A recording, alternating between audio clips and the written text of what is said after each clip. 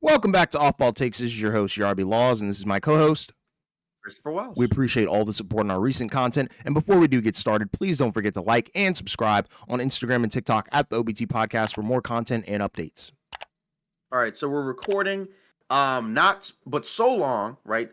Less than 12 hours before the eve of NBA free agency, the moratorium period, right, where teams are going to be able to negotiate with players and allow these guys to switch up teams. Now, in fairness, we did see a lot of guys that did re-sign with their former teams. I guess we could talk about that first. We had, just to kind of kick off a couple of guys, right? You had the Minnesota Timberwolves re-sign Naz Reid and also re-sign Julius Randle, right? Naz Reid actually was re-signed while we were recording our last episode, 5 years, $125 million, and then Julius Randle re-signed for 3 years and $100. So those guys are going to stay in Minnesota.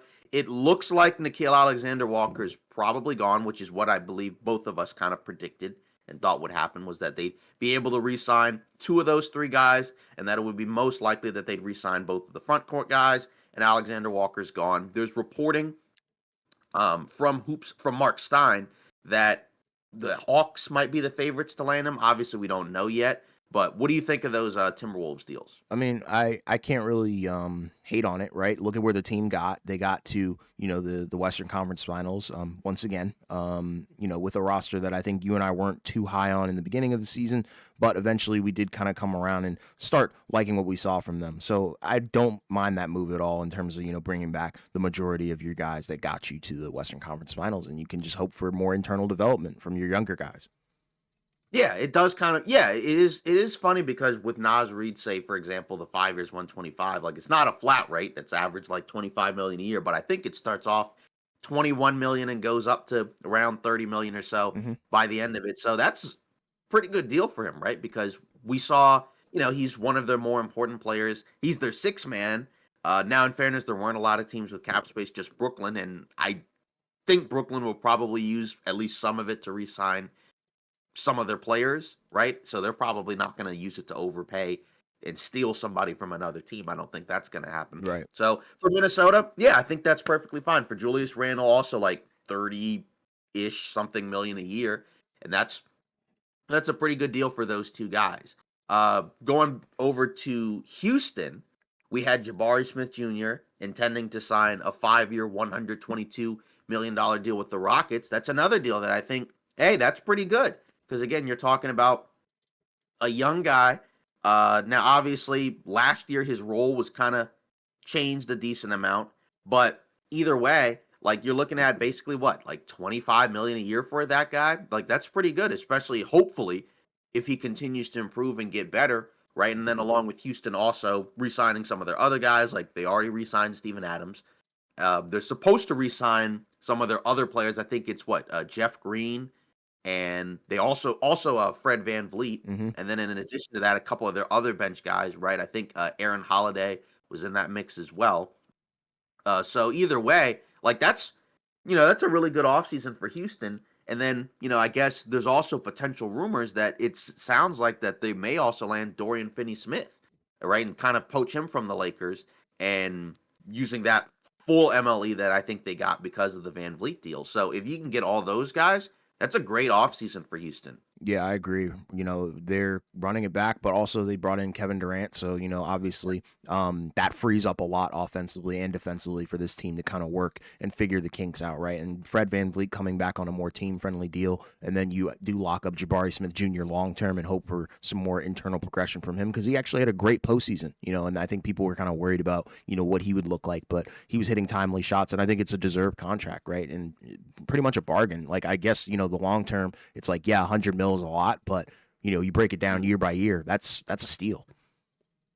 Yeah, exactly. So pretty much everything that Houston did, I think you got to be really happy and pleased as they try to, put themselves in the mix in terms of contention of the Western Conference. And, I'd say that they have a chance. I mean, I think obviously Oklahoma City is going to be the prohibitive favorite, and they should be, right? I think they would be the most likely. And it looks like, as we are recording, looks like, according to Michael Scotto, the Brooklyn Nets and Day'Ron Sharpe have agreed to a 2-year, $12 million deal. So they ended up re-signing both him and Zaire Williams.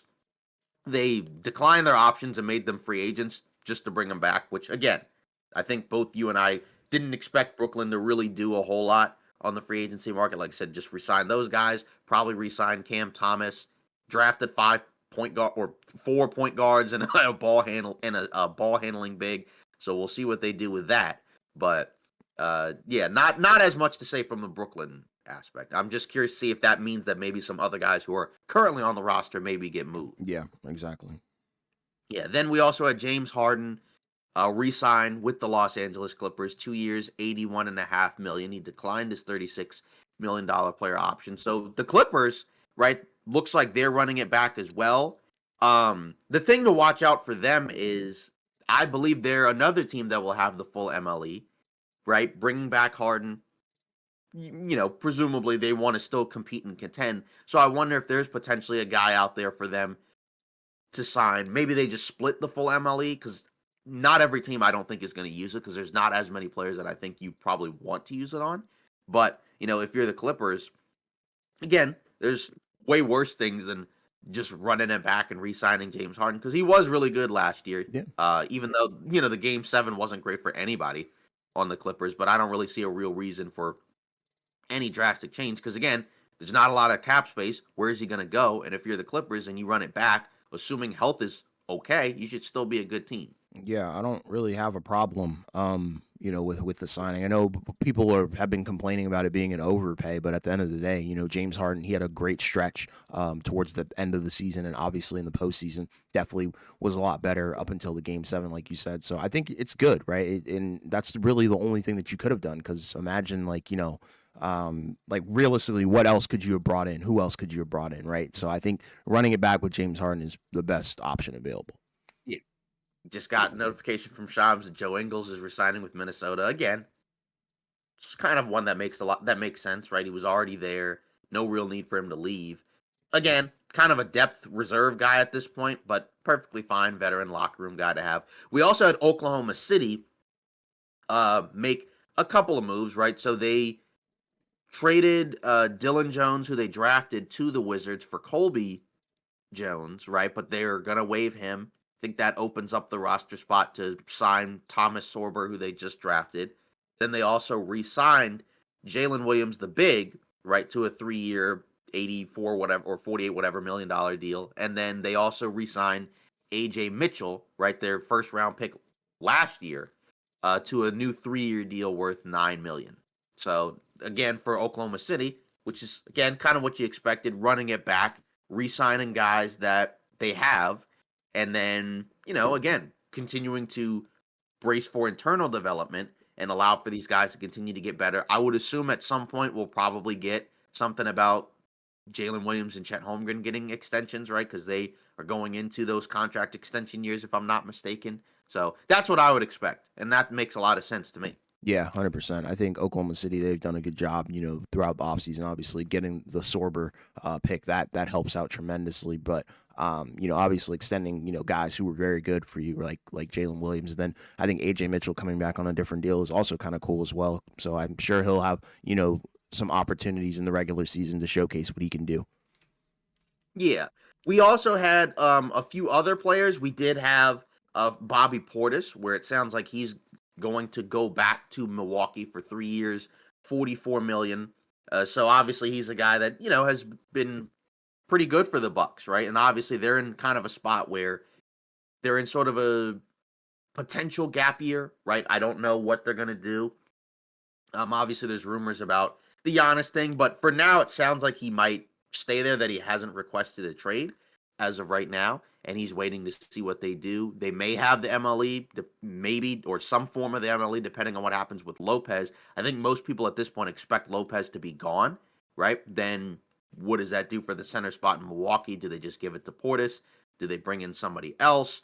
But re-signing Portis, I don't think is a bad thing for the Bucks because again, he's been a good player for them, whether starting or coming off the bench. It's 3 years, but he's not really that old. And either way, if you're the Bucks, let's say you let both him and Lopez walk, who are you replacing him with? There's just not that many, especially at the front court spot. There's not that many of those type of impact players out there. Maybe you might be able to get somebody, but this one to me, I think is a safe decision.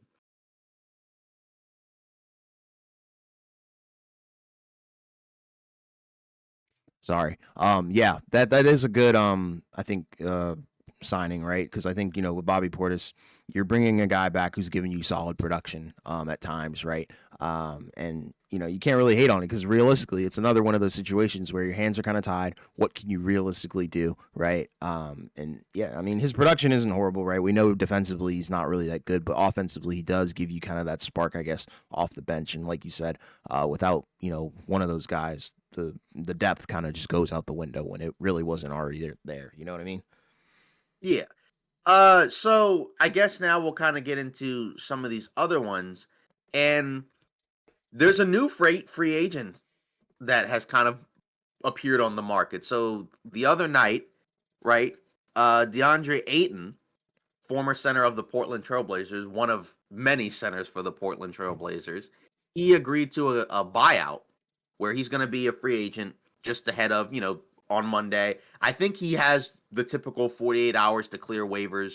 But also the reporting from Bobby Marks and others has said that the normal apron restrictions for a buyout guy like this, because he was making 30 whatever $million, they don't apply in the offseason. So he can basically go to any team.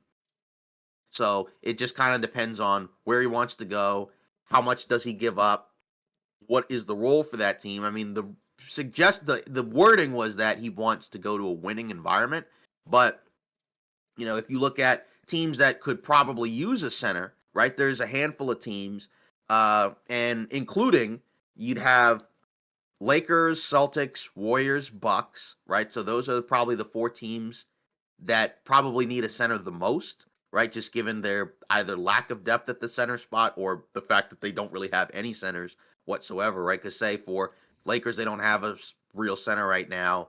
Celtics, we don't know if those bigs are going to come back because they haven't re-signed, at least as of this recording, right? Horford and Cornette are still out there. Mm-hmm. And then the Warriors, right? We know they're kind of limited at the center spot, right? Like maybe they probably bring back Kevon Looney. They have Quentin Post, right? But those aren't, those are like lower tier starting centers. And if worst case scenario, they just end up starting Draymond at the 5, I guess. And then, although I guess that'd be better than those guys. And then the Bucks, right? I think we have to assume that Lopez is probably gone, and then that opens up a center spot unless they just give it to Portis. Also, Charlotte, I suppose that's another team that doesn't really have a lot of centers, and I guess we'll get to them momentarily because they made a trade. And then after that, right, then there's a few other teams where they have a starting center, but there's always a potential for center depth, right? Right. Maybe Spurs, Cavs, Pacers, teams like that. How do we even react to this? Because this one, to me, just came out of nowhere. I think we felt like Portland had to probably do something with their big man situation because, again, not that it's the worst thing in the world to have multiple centers, but you have multiple guys that probably are that to me would be good enough to play and get minutes, but not all of them can get minutes, right? Like, and you just drafted a center, Hansen Yang, in the first round. So after already drafting Klingon, and you also have Robert Williams and Ayton. So for Ayton, felt like he was probably the odd man out because he's got the biggest contract of them all, and probably in theory, again, anywhere could play like starter minutes, right? Yeah. Whereas say like Robert Williams could be a starter, he could also be a backup.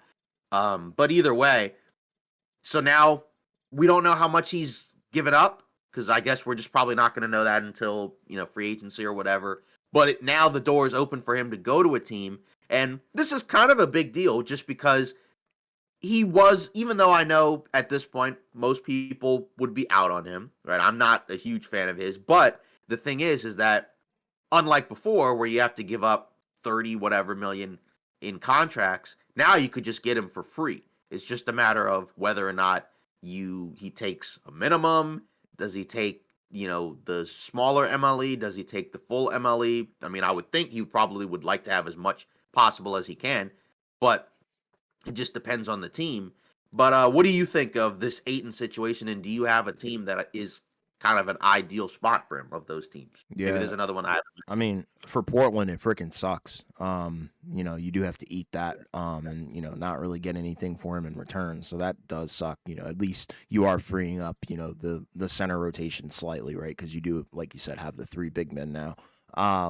But for DeAndre Ayton, this is best case scenario for him, right? He gets to go to a potential contender, showcase what he can do again. We've already seen him, at a certain level, right? Where, the Suns were contending at one point. They were in the NBA Finals. Granted, he didn't have a great series, but he definitely had his bad moments. But at the end of the day, I think this could be a chance for him to rewrite, some history a little bit and rewrite the ship. But I would definitely say I think he would probably fit the best on the Lakers. We'll see what that looks like, in terms of, money wise and how that works, because they're in desperate need for a center. And I think they go out and make a big swing for the future, because he could be a long-term piece, I think, next to Luka. Yeah, and for the Lakers, it's funny because of the fact that obviously, like you said, they don't really have a center. Jackson Hayes was their starter after AD was gone. Don't know if he comes back. Probably not. Mm-hmm. But we'll see what happens with that. But other than that, right, then it's like Christian Coloco, and then I guess Trey Jemison, who's like on a two-way contract. I guess they both are. Mm-hmm. But we also had the reporting from people connected to the Lakers, including Dan Wojcicki, right, that Dorian Finney-Smith, they're kind of now bracing for him to leave. And so if that's the case, if he does leave, that I believe opens up the full MLE, and then that could allow them to give him the most money of some of these other teams, right? Like any team that has the full MLE, they'd be one of them. If Dorian Finney-Smith is gone and he just walks, maybe it's a sign and trade, I don't know. But it would open up the full MLE. It would suck to lose Dorian Finney-Smith if you're the Lakers, right? Because he got there, was, a big help for them. But I guess the question is, that might be a cost that you have to eat in order to get DeAndre Ayton to go there.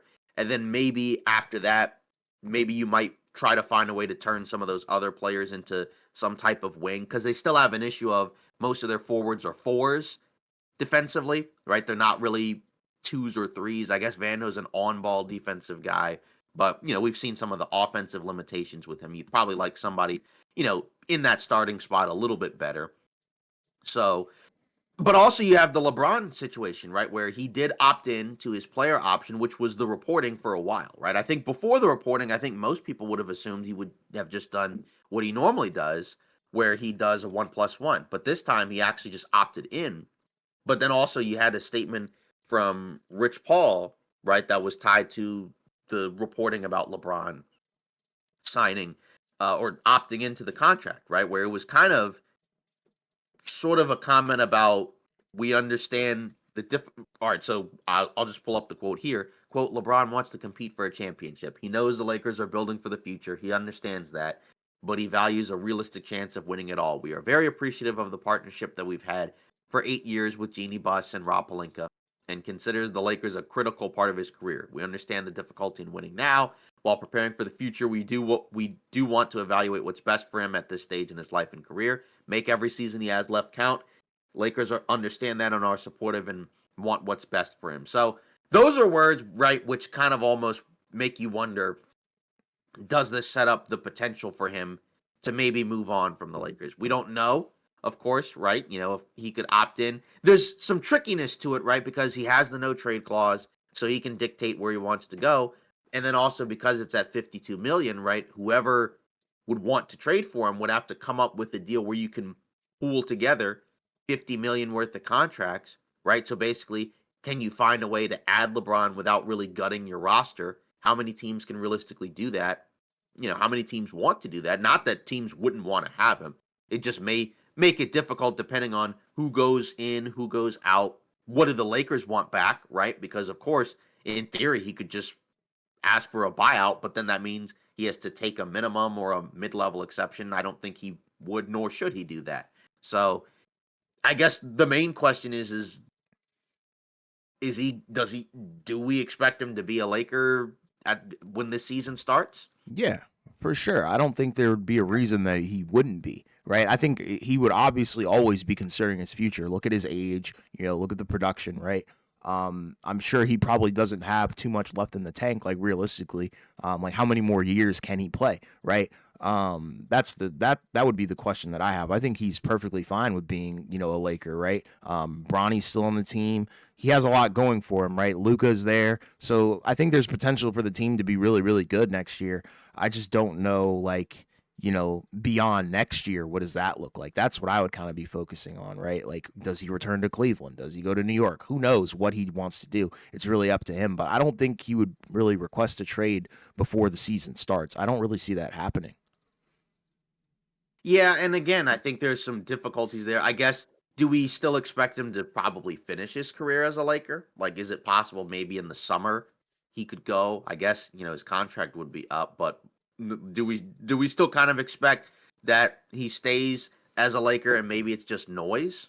Yeah, maybe. I mean, like I said, I think the most likely thing would maybe be him going like back to Cleveland once again, coming home or whatever. But like money wise and like realism, right? We got to live in the real world. I feel like he's going to retire as a Laker. I just don't really see him going elsewhere, right? Like, what would really be the point of that? Yeah. Now, maybe, in fairness, maybe there's a scenario where maybe he likes what they do and then just stays. I mean, that's already out there, so it's not the most ideal situation. But I guess the question is, what would they need to do in order for him to feel, better about their odds? Because they do have work to do. And we don't know what they're gonna do. But again, I guess getting Aiton would be helpful. We'll see what Aiton does if he actually does sign there or wherever he goes. How, locked in is he going to be, right? Because he's probably going to be on a 1 year deal and is probably going to have to play for, a decent contract from there on out. He's never going to get a big max deal again, but, could he just get like exception level money or something better than that? 20 million? I don't know. But what would the Lakers have to do, I guess, would be the question. Or is there even anything that they could do? I feel like you got to get a big, right? I'm sure they're going to address that, right? And then you also have to do something, I feel like, at the deadline to address, some depth in some other areas, right? Like, maybe some upgrades at the wing position.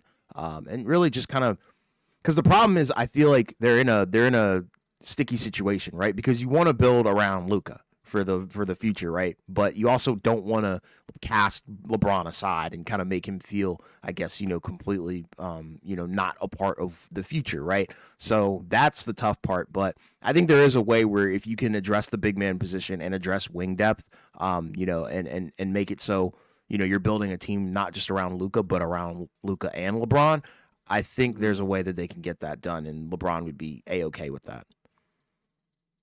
Yeah, we'll see. Again, my expectation at this point is I do think Dorian Finney-Smith is gone and he probably goes to Houston. Yeah. So then but again, if that's going to happen, you better hope that you get Aiton because if you don't get Aiton and DFS walks, then again, that means Brook Lopez, maybe, maybe Clint Capella. Again, not that Clint Capella is bad. Again, most of these guys would probably be, I don't know about Lopez, but like say Clint Capella would probably be I would say he would be an upgrade over Jackson Hayes, right? He's even though he's not the same player he once was, he'd be a more playable guy. But that would be pretty tough if you lose DFS, don't get Aiton, and then that means that you have to probably scour the trade market to get a guy that you probably feel okay with. And that just probably wouldn't be enough. But again, I also don't necessarily count on the idea of there being a scenario where a team pulls the trigger and,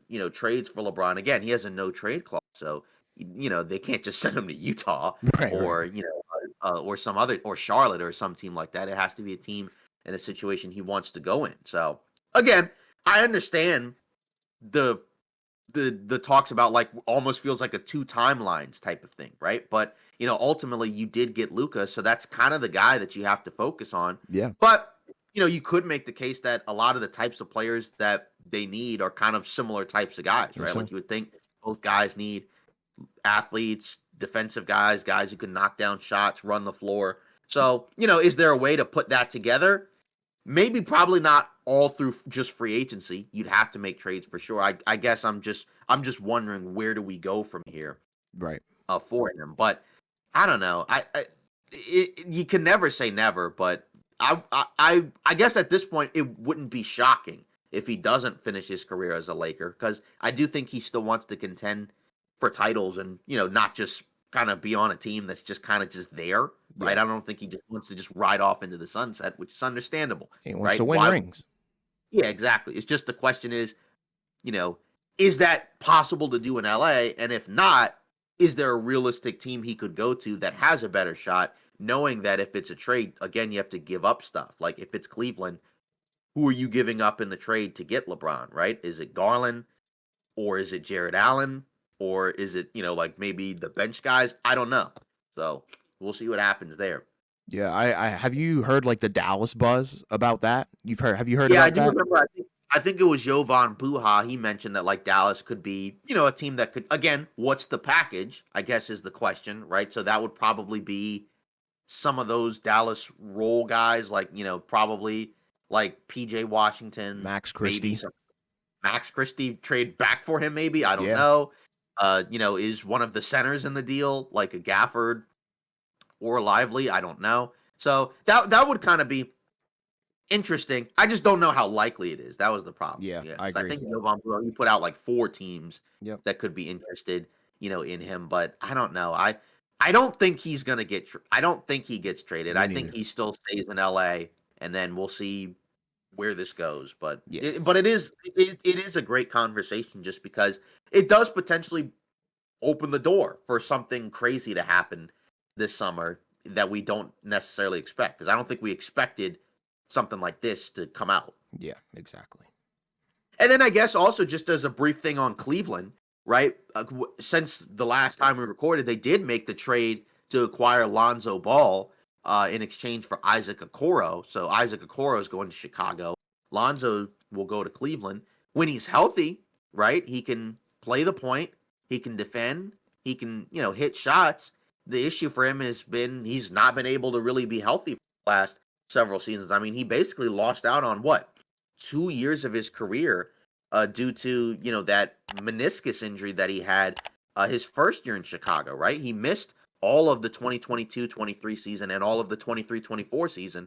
Then played in 35 games this year after playing in 35 games the first year he got hurt. So he's played 70 games in 4 seasons, right? And before that, 55. Now that was one of those shortened COVID seasons, right? I think there was 72 games in the 2021 season, so not too bad there, just 17. 2019, 2020 played in 63, another shortened season, so that's fine. But then 52 as a rookie and 47 the year after. Again, if you're Cleveland and he's healthy, like that's a solid rotational point guard to have in your spot, and then the issue with Okoro is, he seems like a guy where, again, really good defensively, but offensively, it just seems to be a struggle for him, especially in the postseason. Right? Like in the regular season, he shot perfectly fine, from the outside, which again, if he's just basically like a 3-and-D wing, that works, right? Like in the regular season last year, he shot 37% from three. You'll take that. But then in the playoffs, right, he did shoot 37.5% from three, but like the problem is that some of that is kind of muddied by that Indiana series, because that Pacers series because the Heat series for the Cavs was awesome, right? Where they were dominant, they won in a sweep, but then that Pacers series was really rough for a number of guys involved, and just not an ideal situation for that. So, I mean, we'll see. But either way, uh, I guess for Cleveland, the main thing is that means Ty Jerome is gone. It's just the question is, where does he go? Right? Does that open the door for a team that could use a backup point guard? But what do you think of this trade? Yeah, I mean, I love it, especially for Cleveland, right? Because you're getting rid of Isaac Okoro, where it's like okay, but not like phenomenal, right? You already have a guy like DeAndre Hunter who can do similar things, if not better, right? So that kind of helps. And then, I mean, Ty Jerome kind of going, I think I feel better about Lonzo Ball being there. He's, a little bit more seasoned. And Ty Jerome had a horrible postseason. So we already know, how we feel about that. So I think Lonzo will give you, similar things to what Ty Jerome can do. It's just a matter of, like you said, healthy, his health, right? And Yeah, I have no problem with Lonzo Ball going to Cleveland. It was really random, out of nowhere, to be honest. But Yeah. shout out to Cleveland for pulling a move off like that, because we already know when healthy, Lonzo is amazing. He's a great shooter and he's a phenomenal playmaker and defender, right? Like, he may not be, the Lonzo from, when he first arrived in Chicago, but there's still, shades of that, and that could definitely help you out, I think, in the long run in the postseason. Yeah, exactly. It's a relatively low cost move Mm-hmm. for Cleveland. Again, you do lose out on a wing, but you do have DeAndre Hunter. You still have Max Strus. So, and I guess maybe we get Jalen Tyson minutes. I don't know, Maybe. but either way, yeah, I don't really have a problem with that. I guess then the question remains: then where does Ty Jerome go? Right, because he was a pretty crucial part of Cleveland's team last year, especially in the regular season. As you mentioned, didn't really have a good postseason, but he was awesome in the regular season for them. And honestly, he was good in the Heat series, right, where he had some games where he was almost able to carry them on the offensive end. It's just when you look at that Pacers series, it's pretty rough. And Cleveland, right, they don't have the ability to just kind of go out and pay everybody that they want because they're going to be a second apron team. And also, he was what on a 1 year deal, so they don't have bird rights or anything like that, anyways. I guess the question is, what team would make sense? Could there be a Detroit Pistons setting for him? Because that's a team where it sounds like they're probably going to lose Dennis Schroeder, right? Where he seems like, as of reporting, he's headed to Sacramento. We'll see what happens there. Um, then you also have Tim Hardaway Jr. Does he go somewhere else? Then you have the Malik Beasley Mm, mm, thing, mm, which came out of nowhere, right? mm-hmm. Where now he's under investigation for the gambling stuff, right? Which is probably not a great sign. Again, we'll see, because nothing has occurred as of yet. But he was reportedly supposed to get like a 3 year, 46 or so $1 million deal from the Pistons, right? He had a really good year for them. Not as good in the postseason, but that's perfectly fine. He had a really good regular season, and those are guys that are, and you need shooting and spacing to optimize Cade Cunningham. But now this opens the door for them to have a decent amount of cap space. Do they go after Nikhil Alexander Walker potentially, who we've talked about, or do they give it to Ty Jerome? I don't know. Probably not trade anybody at this point, but is that a destination for him? Yeah, I mean, I don't know. I've heard things about Utah, and I've heard things about Detroit. I think Detroit would be amazing, right? That would be phenomenal. We already know what he can do, in terms of getting to the rim, in terms of playmaking, shooting as well, right? He's a very good offensive guard. Defensively, but offensively, I think you really like that, and I think that's something that Detroit could definitely use, right? If they can replicate what Cleveland did in the regular season, excuse me, with Ty Jerome. I think that would be, best case scenario, because Schroeder was pretty good too. So you do definitely need to, I guess, replace that and, figure out a way to replicate that. So I wouldn't have a problem with him going to Detroit. I like that a lot. But the one that I've been hearing a lot about is Utah as well, and I don't really like that. So Yeah, I mean, yeah, we'll see. Just because of the fact that for Detroit, just this is kind of how things quickly change in the NBA, right? Because again, you probably would have expected, Schroeder probably was going to go, and then you bring back Beasley, but they may not bring him back. And the thing is, you can't really wait on that stuff because that could be something that takes a while, right? So they kind of now have to pivot to making something else. And I guess the question is, should they make a big splash in free agency? Again, there's no real star level free agents that they could get, but should they kind of pool some of that money together and maybe go out and get a few guys? yeah, I think that's kind of the question of the day, right? Mhm. It depends. Like, you could, compile that money and try and get somebody, that'll make that immediate impact. But I feel like depth is what they need, and I think if you give them serious depth, and really if you give Cade serious depth, I think you're probably primed to have another good season. hmm You brought up the Utah Jazz. I guess we should mention they were involved in a trade the other Yeah. day, where a deal that sent Colin Sexton from the Jazz as well as a 2030 second round pick. They sent that over to the Charlotte Hornets in exchange for Yusuf Nurkic.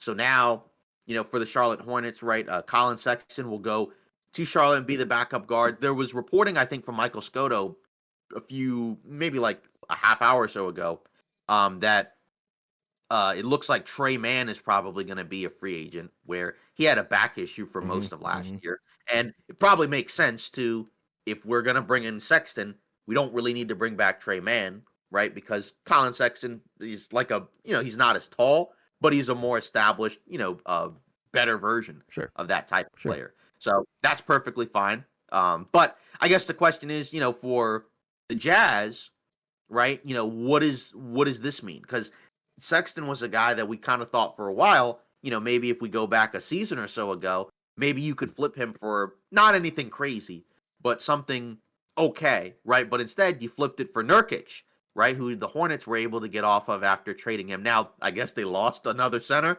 so all the centers that they had last season pretty much are gone. But I guess you'll take getting Colin Sexton, I suppose, if you're Charlotte. It's LaMelo Ball insurance. Sexton's a good player. But I guess, what is the point of this deal? I guess Yeah. is what I would ask. The only logical explanation I would have for this from Utah's perspective would Mhm. be, I guess, clearing opportunities for Ace, right? And Clayton, I guess, Walter Yeah, Clayton Jr. everybody. Like I would assume it's to clear more shots Mhm. for the younger guys, right? They're clearly moving in a direction where, they really do want to prioritize the youthfulness of their roster, which is cool. But yeah, and like for Charlotte, it does make sense. Like you can't really hate on this trade at all, right? You're getting rid of a guy who probably wasn't going to give you a whole lot this year to bring in, like you said, a way better upgrade, from Trey Mann. And you have Nick Smith Jr. kind of in the back pocket as well. So I think, they're prioritizing depth, which is something that we talked about during the draft stream, right? We liked, the fact that they are having some serious depth there. But for Utah, I think it is somewhat of a head scratcher because I don't know. I feel like this deal might not be done, right? They might do something else Yeah, and there might move. be more. Yeah, there might be more to it, but the only thing I could really think of is to clear shots for the younger guys. Yeah, because you still have Clarkson on the roster. Probably not as much interest in him at this point. And then you also have John Collins on the roster, who again is a good player, but he makes what, 26 or so $1 million. So that means again you got to find a way to pull some of that money together, which again isn't a huge amount. So that's kind of like what you said, where Utah may not be done and may look to move some of these other guys, right? Which makes sense because, like you said, they have a lot of young guys that you probably want to give minutes to, and you don't want to necessarily have, guys like Clarkson or potentially like a John Collins get in the way of that, right? No disrespect to those players at all, but they're probably better suited to be on different teams as opposed to a team like Utah where they're, super young. They have a bunch of young guys that they need to find out who they are, what they are, because we haven't seen a ton of them.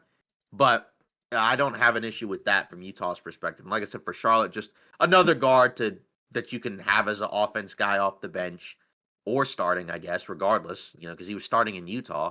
So I don't have a problem with it for Charlotte at all. And like I said, for Utah, I'm thinking that it probably, like you said, sets the stage for some additional moves, but we'll just have to see. Yeah.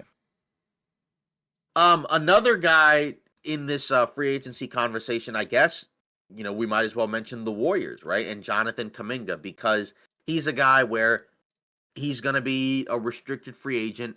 But the question is, what is the most likely scenario for him? Because people have mentioned sign and trades, but as I was reading and finding out, right, if you do that, you have basically that poison pill set up where the contract that is outgoing for him, right, isn't the same as what the other team takes in. So let's say if they give him 25 million and then they do the sign and trade, the other team can only send out like, I think it's like half of that, right? I think this happened to RJ Barrett or Mm-hmm. something like that, right? Where he couldn't, you couldn't give him, the trades were kind of difficult because the dollar amount wasn't equal. So it's not like a scenario where it's like, oh, we can do a sign and trade Miami and we bring back Wiggins or something like that. That doesn't really work like that, which is why I do wonder if it is just more likely that they just re-sign him and then trade him later.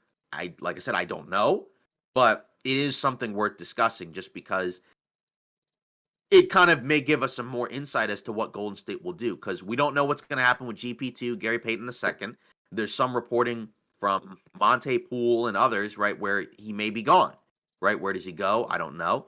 Looney, no real reporting, but I think you probably assume he comes back. And then obviously they exercise the team options for some of their young guys like Post and Santos. So I guess again the question is, do we expect Kaminga to be a Warrior uh, at the start of next season? No, I don't. And I think we've talked about this, briefly Right. before, right? Where the Yeah. relationship has completely soured. You could tell going into the postseason, right? They were so reluctant to play Kaminga, up until that point, up until, they needed some depth there, right? With the Jimmy Butler injury and stuff. So, I just don't think there's really a place for him on this roster, right? Like, in theory, yeah, if he was more, I guess, closer in line with what you got from championship year Wiggins, okay, cool. Yeah, we could make that work. But he's not really there yet, I think, in terms of basketball development and mentally for sure, right? I think he still thinks that he can be, an elite guy, which I think he can be, just not here, right? Because his athleticism is there for sure. The jumper can maybe still be there at times, but I think he's probably better off somewhere else where, they're clearly going to give him more of a green light than what Golden State has, right? And I feel like he thinks that, he might, I don't know, he's just not the third option on that team. He can't be. It's just not going to work. So I think he needs to go somewhere else and kind of let it fly somewhere else because it's just not going to work here.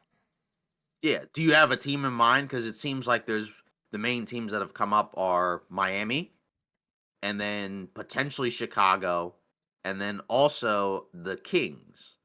Yeah. I would probably go with Miami. I think that makes the most sense, right? If you're Miami, you should be prioritizing youth, right? You have, two guys in Tyler Hero. You have, Bam Adebayo. You just drafted Kasperi Jonas. So you do have, I think, some youth there. And I think you do need to kind of turn a new leaf over post, Jimmy Butler era where you are kind of searching for your guy. And I think he does need to be in his 20s. So I think you definitely should be, looking at youth and take a swing on him. Yeah. So we'll see what happens with Golden State. And then I guess, do you like the fit? Do you like the Ayton fit for them?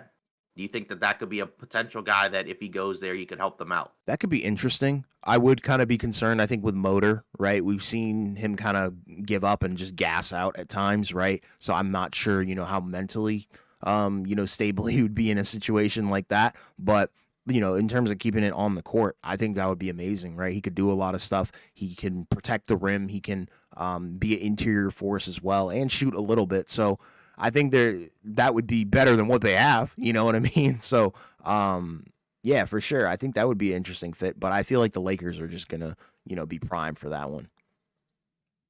Yeah, exactly. So we'll see what happens with that one. Again, nothing is guaranteed, Hmm. right? I think a few days ago we kind of just assumed, say for example, that Dorian Finney-Smith would be back in LA, but now it seems like he's probably gone, and that's how quickly things can change in the NBA. Yep. So we'll see what goes on there. I guess, if we're kind of looking at the free agency pool, right? Are there any ones that kind of stand out to you that you kind of wonder where they might end up going? Again, Miles Turner is a name we hadn't mentioned, but I anticipate he just goes back to Indiana. There'd be no real reason for him to go anywhere. So, Yeah. are there any other guys you're kind of looking at?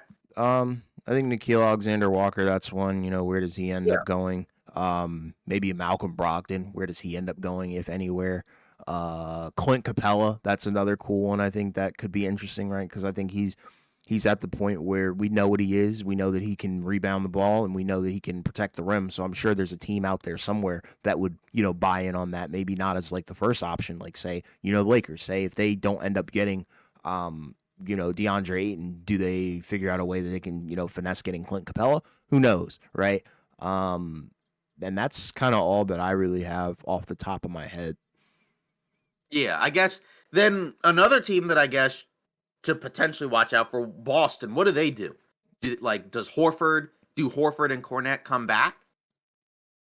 Yeah, that's a tough one. I feel like they might bring back Horford, but they might not bring back Cornette. Cornette. Yeah. So that could be interesting. But yeah, I would definitely say you should bring back Horford. But I'm not Yeah, I too mean, high on Cornette. yeah, I mean, I think a lot of people like him as a rim protector, Hmm. as a interior finishing big. Right? It's funny because when he first came in the league, he was more like a stretch five. Now he's strictly an inside guy. So I think he probably will have interest on the market. I don't know what happens with Horford. I mean, there's no reporting out about him. It's been very quiet on that end. So he'll make a decision probably at some point. I think they said you don't anticipate that he makes it on day one. Right. So we'll see what happens there because I'm sure he'll need to take some time to process and figure stuff out. Oh yeah. Does he retire? I don't think so, right? Because if he can still play and get an NBA salary, he'll probably do that.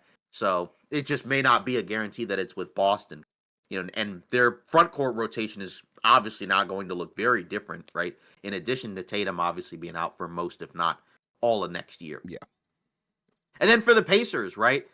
Their roster, I mean, the tax implications, maybe it's different now because Halliburton's hurt. I mean, if I were them, I would probably just continue to run it back and just kind of, it's a gap year, unfortunately, but, maybe guys will get more opportunities to kind of find themselves and maybe acquire some new skills, right? Maybe Andrew Nemhard, more on ball responsibilities. Maybe that makes him even more potent by the time Halliburton comes back. Mathurin, what do they do with him?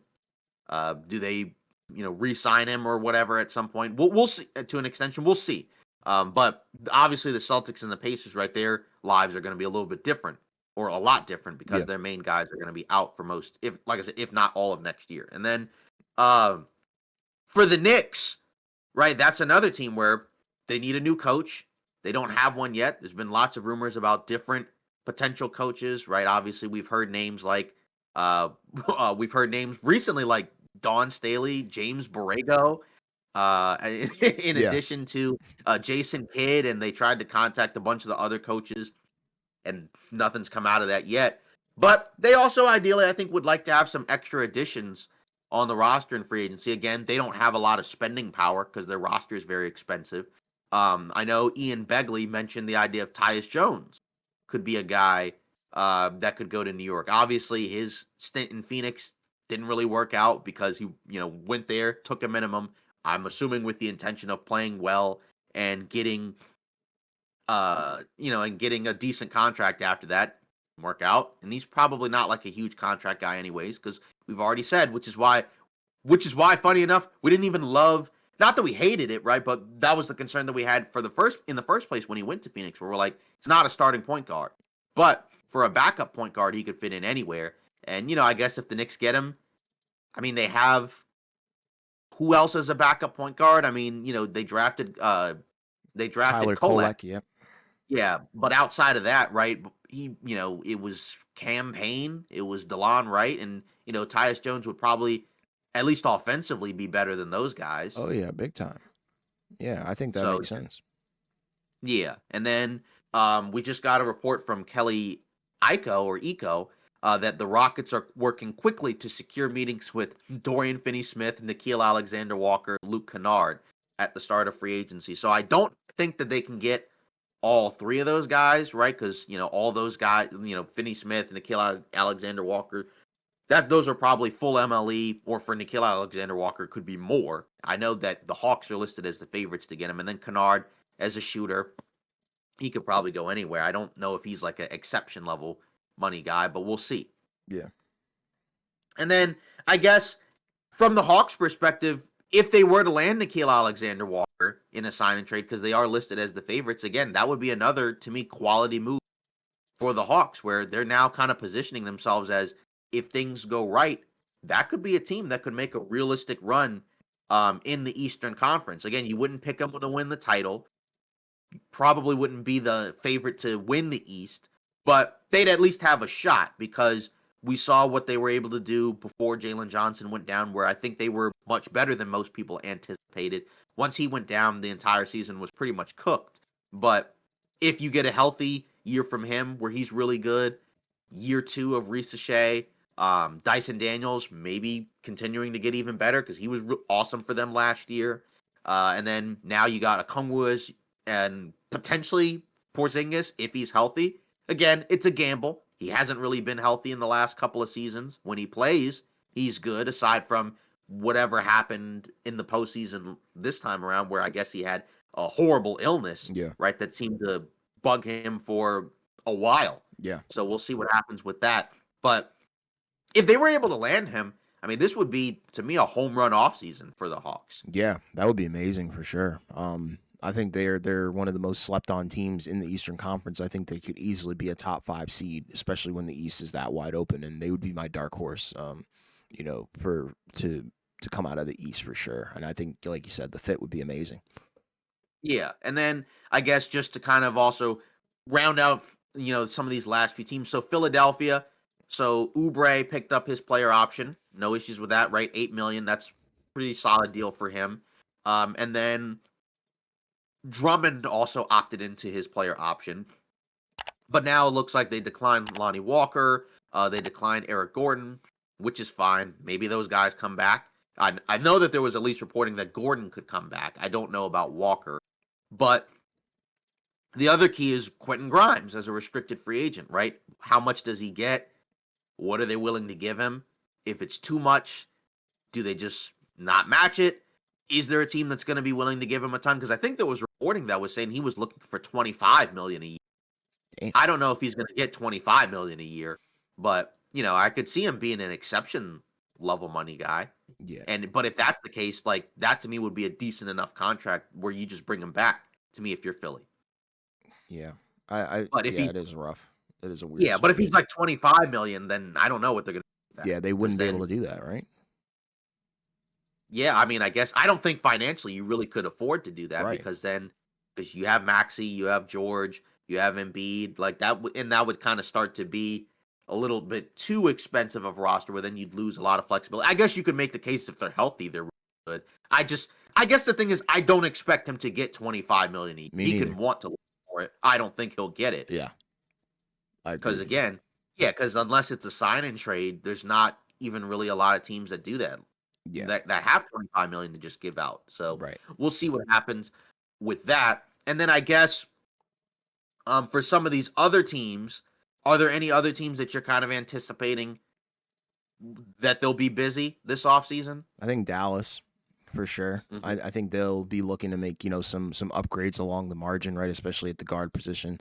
We already have rumors of D'Lo potentially going there or whatever, expected to sign Right. there. So I mean, I don't think that that's all that they'll do. Maybe they'll do something else. Maybe trade a guy like PJ Washington or something like that. But for them to start off getting the Kyrie replacement, for the meantime, I think is pretty solid. Yeah, exactly. So I guess one last thing about Houston. So do we think any of those other guys might be traded? So like maybe like because there's been lots of mentions about like Cam Whitmore and maybe a couple of the other Rockets players, like and maybe they trade those guys in order to open up the spots to bring in, Dorian Finney-Smith or someone else like that.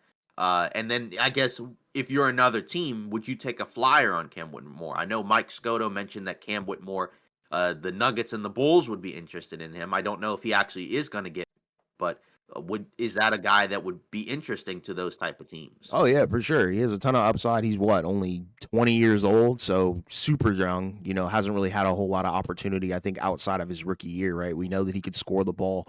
We know that he actually has some defensive upside as well, right? So hopefully he can become a more well-rounded player in Houston. But it wouldn't surprise me if another team does want to take a flyer on that and maybe mold him into a solid, if not better, rotational piece than what they currently have.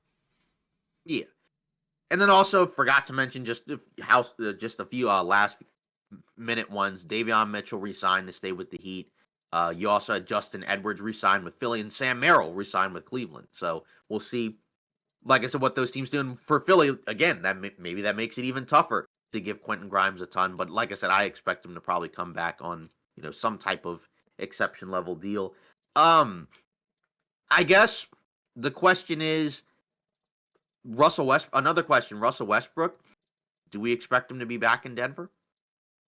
No, I don't think that that's going to happen. I think he goes somewhere else. Where? I have no clue. But at the moment, I think that's kind of run its course. It was fun while it lasted. That's the best way to explain that whole situation. Yeah, and then I guess if we're talking about, I guess anything else, I suppose which teams are gonna be in the worst spot if they potentially kind of just come up short in free agents in the offseason. Let's say they go into next season with not a lot done, things didn't go right. What are those teams gonna do? Yeah. I mean, there's And a which teams are those, do you think? yeah, I don't even know. I mean, Like, which teams, I guess, would be under the most potential pressure to maybe do something, I guess? mm, I don't know. That's tough because a lot of them have kind of committed to what they want to be, right? Like Boston, Right. they're committed to not being, the number one seed in the East, right? Um, yeah, that's actually a good question. I think New York. I think New York has to do something. I think they're under a decent Okay. amount of pressure alongside, getting the head coach and stuff like that because they haven't made any trades. They need to do something, and I'm not sure if they're actually going to be able to do anything, right? So they might just completely come up short. I think Milwaukee, you could potentially put them in that, stratosphere as well, right? Because, they are kind of, I guess, playing the long game with Giannis and hoping that they can, keep him around, through the deadline. We'll see how that goes.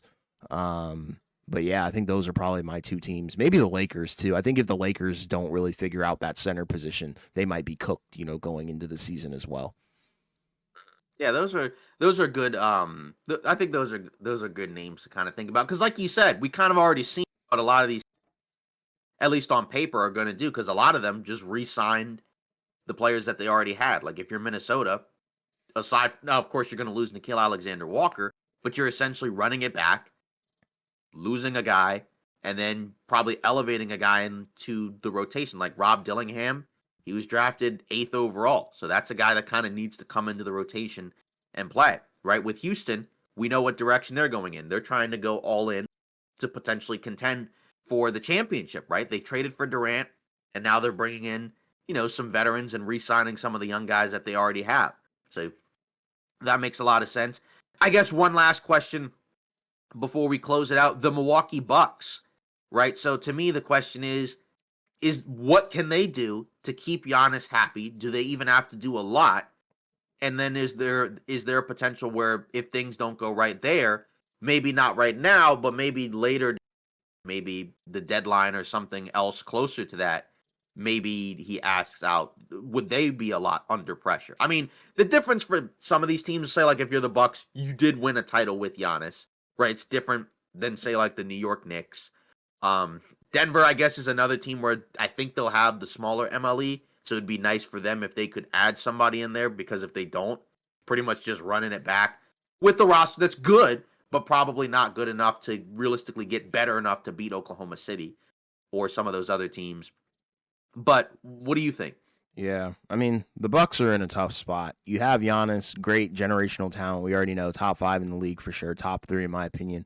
Um, but the problem is you got to find a way to retain him, and also keep him happy, right? But how are you going to do that if your roster is completely garbage and utter garbage, and especially if Dame is going to be out for a decent chunk of the season as well? So that's your number 2. So you're really asking that guy to shoulder the load, and your hands are pretty much tied. You don't have assets. You don't really have a whole lot that you can do in order to trade, and you don't have a lot of money to give away. So you might just be cooked, and hope and pray that he stays loyal to you. Yeah, and that's kind of the question because again, I think we know they brought back Portis. Kevin Porter Jr. I think opted out of his player option, so but he could easily just come back. They just re-sign him at whatever the dollar amount is. They still have Kuz, so I don't know if they trade him down the line or they just keep him. I have no clue. Um, Not really any real young guys necessarily to kind of build off of, but I guess again, the argument if you're the Bucks is, hey, we're in the East and the East is wide open right now. So maybe there's the potential for if we do something, Yeah. anything that could potentially, keep us afloat. Maybe there's some deadline deal. I don't see a vision for them to be able to win the title or realistically compete for the championship this year without knowing that Dame will come back and be something close to himself. But, it wouldn't shock or surprise me if he just doesn't get moved and it's like a gap year. Because I think we were initially under the impression that, oh, yeah, he's definitely asking out for sure. But it doesn't seem like that's the case. And, for some of these teams, right, like they operated as such because, for the Spurs, they just drafted Dylan Harper. They're probably not going to do anything too drastic in free agency. And they'll just kind of run it, see what the team looks like, see if they can, win some games and look better. Obviously, Knicks are in a different spot. So there'll be destinations for him. But I do just kind of wonder, right, how satisfied is he going to be? Because I don't know what the free agency is going to look like. I can't really anticipate. Like, say they get Ayton, right? Say they just come out of the gates and take DeAndre Ayton, and he's their starting center, right? Would that be enough if you're Giannis to feel like, all right, we got Ayton, we got me, we got Kuz, and then whatever else? Maybe they bring back Gary Trent Jr. or whatever, and then we just wait for Dame. Could that be enough where by the time the playoffs start, maybe you can build a case for them to be really good? Again, I need to see Dame, like I said, close to what he was before to feel decent about it. And even then, how likely is it? I don't know. But the East is still in flux. So that's why I guess there's no real need to rush and potentially, move on from it right now. But if you're another team, I'm sure you'd like to have Giannis in your camp before too long, but that doesn't look like it's going to happen. But I guess, do you expect the Bucks to do anything significant? Like, No, I guess, and they then can't. What can they do? but let's say if they get Ayton, right?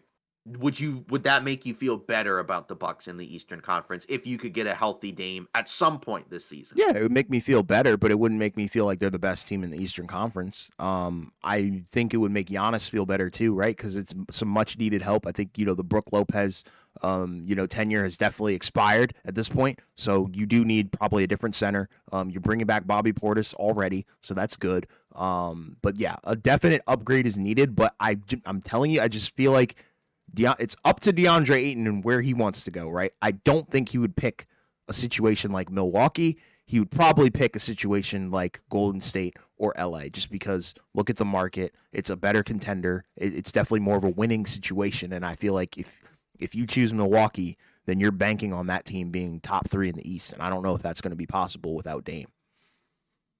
Yeah, and then I guess, last but not least, I guess just to close it out, maybe we just come up with a few predictions for a few guys before we get out of here. So I guess Brook Lopez, Clint Capella, do we have a team in mind that we think they're going to go to?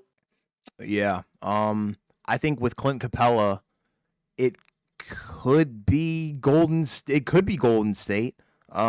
That would kind of intrigue me a little bit, depending on what that looks like down the line. It could be the Lakers, right? If the Lakers aren't able to land DeAndre Ayton, that would be pretty interesting. But Brook Lopez, that's one where I'm kind of concerned because of the age, right? I mean, he showed you he had a little bit left in the tank, but at the same time, is it really starter worthy? And He's off the floor against the Pacers. exactly. So I don't know, who would be all in on that. So I don't know where Brook Lopez would go, but I think Clint Capella would definitely be pretty sought out after I think post DeAndre Ayton, right? Like if he gets scooped up, then Clint Capella's next up. Yeah, Marvin Bagley. I don't know where he goes, but Yeah, Bruce Brown, could that be a potential value guy? I mean, the issue for him is it seems like post Denver, he hasn't been the same guy, which makes sense, right? I mean, you're no longer playing alongside one of the best players in the league. But is that a guy that you'd be interested in potentially grabbing if you're, like a contending team? Could he just go back to Denver? Yeah, that would be phenomenal. If he goes back to Denver, I think the Nuggets would be thrilled about that, right? In terms of what he brings, to the floor, being pretty much a small ball 5. But I don't know. It is interesting because, like you said, he hasn't really had the same production at all, since kind of bouncing around, after all that. So I don't know. I think that is an interesting target for sure. I don't know if he goes day one though. Right. Yeah. I guess we didn't mention Duncan Robinson, right? In fairness, he, has the early termination option, so it seems like he's available as a free agent. The talks were either he could come back on probably a different type of deal or he could go elsewhere. I mean, I don't know. I mean, again, he's a solid shooter in Miami. Again, we've had some whiplash in terms of some of these Heat guys when they go elsewhere don't always pan out. I guess Max Strus was fine for Cleveland. But do we think he goes back to Miami? And does Miami do anything of significance? Yeah, I think Miami should take the swing at Kuminga. I already kind of said that. I don't know in terms of free agents who they actually do end up, legit signing through free agency. I don't know. But I think you kind of do want to retain Duncan Robinson just because we already know that he's a great shooter. He can play a little bit of defense, and I think he fits, their timeline and what they want to accomplish, right? And he's already kind of proven himself to be a valuable role player, and I don't think there's really a need to move on from him. So why not bring him back? Yeah, and then Ayton, I guess we'll just pencil him down for LA. Maybe he doesn't go there, but I think Yeah, we'll see. You know, it makes sense just because again they need a center. If Dorian Finney-Smith goes, they can offer him amongst the most money. So that would probably, I think, make too much sense. Too much sense that maybe it doesn't happen. But you know, that I think that seems a pretty likely option. But either way, I guess one last guy, Chris Paul, right? Just to kind of mention him, he's nearing 40 years old, and there's reports that he prefers to stay close to his family in Los Angeles. So it could be, you know, the Clippers, could even be Phoenix because Phoenix isn't too far from LA. Do we think he goes to one of those teams? for sure. I think he's done with the Spurs. I think he probably goes. I would think Phoenix would be amazing for him, right? Like that would be a cool reunion, but I don't think the Clippers would make a whole lot of sense. So I think he would go back to Phoenix for sure, and they definitely need that. Yeah, I mean, I guess it depends on how they view, you know, another ball handler backup point guard situation, right? Because I think for the Clippers, right, they didn't really have a backup point guard last season, right? I True. mean, I guess you had Harden, you had Kawhi, and Norm Powell kind of all splitting ball handler minutes, right? But, you know, it wouldn't hurt to have a guy like Chris Paul, but then still makes you older, makes you slower, less athletic. Right. Not, and again, not like it's the worst thing in the world, but, you know, for Phoenix, I mean, I guess they don't have a lot of point guards. They do have a lot of guards, but I guess they don't have a lot of point guards. So he's a different player now at this point. Mm-hmm. His career maybe probably does. I don't know if he starts for Phoenix. Probably not. But either way, it seems like he's probably headed towards one of the Pacific Division teams. Yeah. Yeah, so that pretty much closes out our free agency podcast.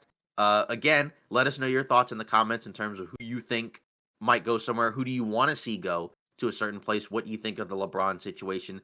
We're gonna try to live stream before the start of the moratorium period. So that's at 6 p.m. on Monday, right? So we'll try to go live earlier before that, maybe 5:30 or so, and you know we'll see how long we go. Because obviously you don't know how long it's going to take. A lot of guys may sign really quickly, so we'll see that. But hopefully people join and can interact with us in the chat as everybody wonderfully normally does. And also, if you want to leave a comment or respond to one of the polls, follow us on our socials at the OBT Podcast on X, on Instagram, as well as TikTok, and on YouTube as well. And again, continue to like and subscribe to help the channel grow. We appreciate all your support. We'll see you next episode or next live stream.